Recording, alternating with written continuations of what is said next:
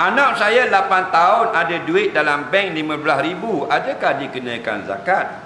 Zakat apa kalau nak kena duit dalam bank? Cik jawab kan dia orang ramai. Zakat benda. Zakat duit dalam bank ni zakat apa orang panggil? Awak, baju biru. Zakat benda kalau zakat duit dalam bank. Zakat bank. Zakat simpanan. Kena zakat banyak mana? Tak tahu. Siapa suruh tak tahu? Bagus. Kalau kata tak tahu, tak betul. Sebab kita tak tahu. Bila tak tahu, kata tak tahu. Itulah ilmu. Faham lagi? Terbaik.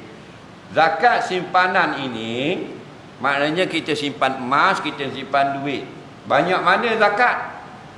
Ada kadar tertentu. Kadar itu dikatakan sebagai nisab.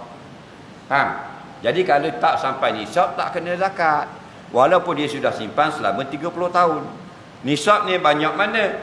Nilai harga emas semasa 85 gram.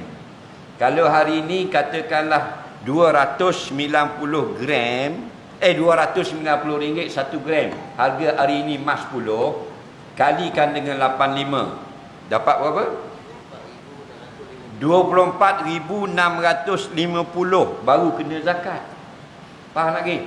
Jadi lain kali kalau kita ada duit 18,000, 21,000, 14,000 kena zakat ke tak?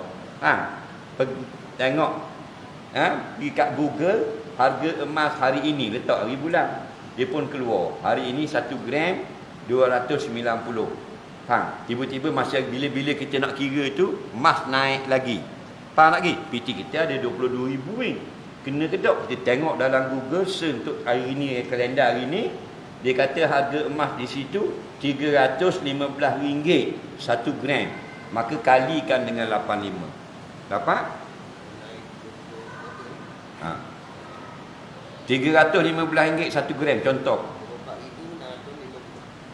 Kan 24 315 kali 85.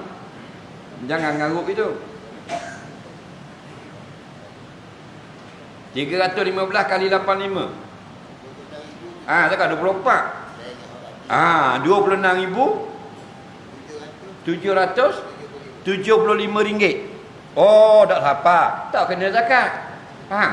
Atau pada ketika kita nak kira nak zakat tu satu masa, hari tu emas turun harga. Contoh, tengok hari ni emas sekian ribu hari ni, betul dah. RM148. Contoh. Tak, segram kali 85 148.